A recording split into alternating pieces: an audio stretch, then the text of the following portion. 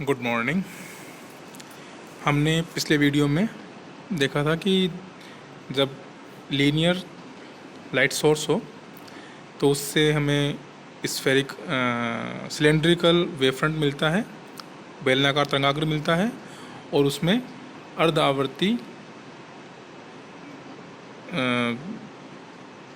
कटिबंध की जगह अर्धावर्ती अर्धपट्टियाँ मिलती हैं और अर्धावर्ती अर्धपट्टियों की सहायता से प्रेक्षण बिंदु P पर हमने परिणामी आयाम ज्ञात किया था। तो अब हम इसकी application diffraction at a single edge देखते हैं। किसी एक सीधी कोर से विवर्तन, इसमें हमने एक स्लिट S लिया है, यानी एक रेखा छिद्र, एक रेखिक प्रकाश स्रोत, जिससे सिलेंड्रिकल वेवफ्रंट W डैश एक सीधी कोर जो D है उससे विवर्तन होकर पर्दे P पर P1 P2 पर विवर्तन प्रारूप बनाता है। तो जो ये सीधी कोर है वो इस कागज़ के तल के लंबवत है और रैखिक छिद्र भी कागज़ के तल के लंबवत है, जो हम ऊपर से देख रहे हैं। ठीक है, तो जो S को हम पर्दे से मिलाएं सीधी कोर से होते हुए तो बिंदु P पे मिलता है। तो SOP, यहाँ O बिंदु जो है बिंदु P के लिए तरंगाग्र W डैश पे ध्रुव हो गया और इस O के ऊपर और नीचे अर्धावर्ती पट्टियाँ बन जाती हैं। यदि हम विवर्तन को उपेक्षित कर दें, विवर्तन नहीं हो रहा है ऐसा माने, तो सीधी रेखा में प्रकाश गमन करेगा और बिंदु P से ऊपर प्रकाश होगा और बिंदु P से नीचे अंधकार होगा। बिंदु P से ऊपर प्रकाश क्षेत्र, नीचे छाया क्षेत्र होगा। अब किंतु ऐसा होता नहीं है, क्योंकि विवर्तन होता है प्रकाश का और विवर्तन से बिंदु P के ऊपर भी फ्रिंजेस दिखाई देती हैं और बिंदु P के नीचे अंधकार में भी कुछ प्रकाश घुस जाता है। तो हम इसको अर्धावर्ती पट्टियों की सहायता से समझने की कोशिश करते हैं।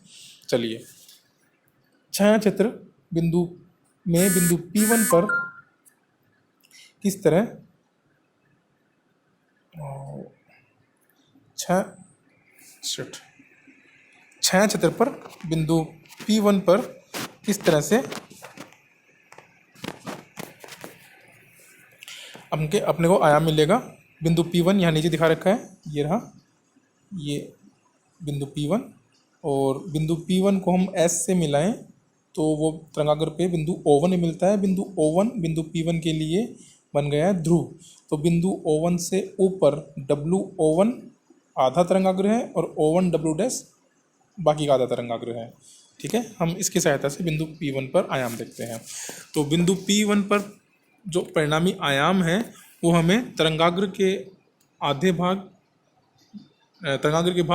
WO1 के कारण मिलेगा, क्योंकि O से नीचे का जो भाग है वो सारा ढका हुआ है उस सीधी कोर से। हम देख रहे हैं O से नीचे का जो भाग है यहाँ वाला सारा ढका हुआ है, O से ऊपर वाला WO भाग है, इससे ही हमें तरंगाग्र आयाम बिंदु P1 पर मिलेगा। लेकिन हम देख रहे हैं कि W से O1 तक आधा तरंगाग्र है, तो आधा तरंगाग्र O1 W डैश से पूरा रूप से ढका हुआ है और जो बाकी का आधा है O1 W उसका भी O1 O ये वाला भाग ढका हुआ है और OW भाग ही खुला हुआ है, उसके कारण हमें बिंदु P पे आयाम मिलता है। तो अब O1O में कितनी अर्ध आवर्ती अर्धपट्टियाँ ढक गई हैं उस पर निर्भर करता है कि परिणामी आयाम कितना मिलेगा। पहला केस, जब O1O के मध्य केवल एक अर्धावर्ती अर्धपट्टी ढकी गई हो, उस टाइम पे जो परिणामी आयाम है वो होगा -E02 + E03 -E04 + E05 and so on, यानी -E02/2, जिससे परिणामी तीव्रता E02² यानी I2/4 ये परिणामी तीव्रता होगी, जो अगर सीधी कोर नहीं होती तो उस समय से परिणामी तीव्रता की तुलना में कम है। उस टाइम पे तीव्रता होती I1 और अभी है I2/4। I2 I1 से कम है और यहाँ पे I2/4 होने से और भी कम हो गया है। ओके, हम दूसरा केस लें। यदि दो अर्धावर्ती पट्टियाँ ढक गई हों तो E01 E02 ढक गया है, E03 से स्टार्ट होगा, E03 minus E04 plus E05 and so on, यानी E03/2 यानी परिणामी तीव्रता I3/4। तो परिणामी तीव्रता अभी और भी कम हो गई है I3/4। तो इस तरह जैसे जैसे बिंदु P1 नीचे की ओर जाएगा वैसे वैसे O1 O के मध्य अर्धआवर्ती अर्धपट्टियाँ भी बढ़ती जाएंगी और परिणामी आयाम परिणामी तीव्रता भी कम होती जाती है, जिससे प्रकाश धीरे धीरे बिंदु P से नीचे जाने पर कम होगा और आगे जाके उसकी तीव्रता शून्य हो जाएगी, इससे अंधकार छा जाएगा। ओके, ये तो है बात P से नीचे की। अब हम बात करें बिंदु P1 पर, सॉरी बिंदु P जो SOP लाइन पे है, उस बिंदु P की बात करें। बिंदु P पे क्या होगा, बिंदु P के लिए जो ध्रुव है वो बिंदु O है। ध्रुव से नीचे का भाग यानी आधा तरंगाग्र ढका हुआ है और ऊपर का आधा तरंगाग्र खुला है। इसका मतलब जो P पर आयाम है केवल आधे तरंगाग्र के कारण आयाम होगा, यानी जो टोटल आयाम है उसका आधा। कुल आयाम मिलता है E01, तो यहाँ मिलेगा E01/2। ओके, तो आयाम जो तीव्रता मिलेगी वो मिलेगी I1/4।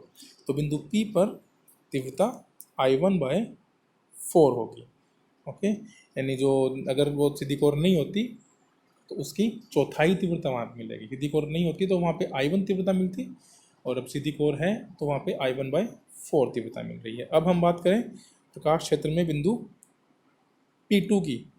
बिंदु P2 जो यहाँ पे है, दिखा देते हैं हम, ये बिंदु P2। बिंदु P2 को यदि S से मिलाया जाए तो ये बिंदु O2 पे यहाँ काटता है W को, यानी बिंदु O2 उसका ध्रुव हो गया। बिंदु O2 से ऊपर का जो भाग है O2W, ये आधा तरंगाग्र है, ये खुला हुआ है, और नीचे वाला O2W ये आधा तरंगाग्र जिसका O2O भाग खुला हुआ है, बाकी ढका हुआ है। तो बिंदु P2 का जो परिणामी आयाम होगा वो O2W के कारण होगा प्लस O2O के कारण होगा। अब हम देखते हैं परिणामी आयाम किस तरह डिपेंड कर रहा है।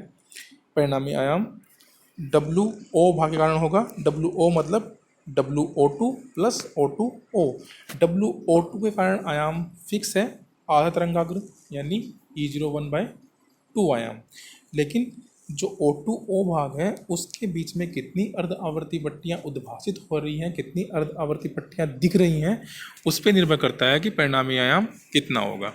तो O2O के मध्य यदि एक अर्धावर्ती पट्टी दिख रही है तो परिणामी आयाम, पहला केस जो है E01/2, ये तो आधे तरंगाग्र के कारण प्लस एक अर्धावर्ती पट्टी के कारण E01, इसलिए टोटल हो गया 3E01/2, यानी परिणामी तीव्रता 9/4 I1, जो कि I1 से दुगने से भी ज़्यादा है। मतलब जो तीव्रता वहाँ मिलनी चाहिए थी उसकी दुगनी से भी ज़्यादा तीव्रता बिंदु P2 पे मिलती है। इस तरह तीव्रता बहुत अधिक मिलती है। अब हम बात करें यदि दो अर्धावर्ती कटिबंध O2O के बीच में दिख रहे हों तो उस टाइम पे परिणामी आयाम E01/2 plus E01 minus E02।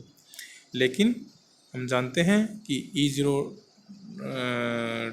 जो अपोजिट फेज में इसलिए नेगेटिव होगा, तो 3E01/2 माइनस E01, और E02 लगभग E01 के लगभग बराबर होता है, इसलिए वो E01/2 के लगभग बराबर परिणामी आयाम वहाँ मिलेगा, यानी तीव्रता I1/4 जो बिंदु P पे थी उसके लगभग बराबर।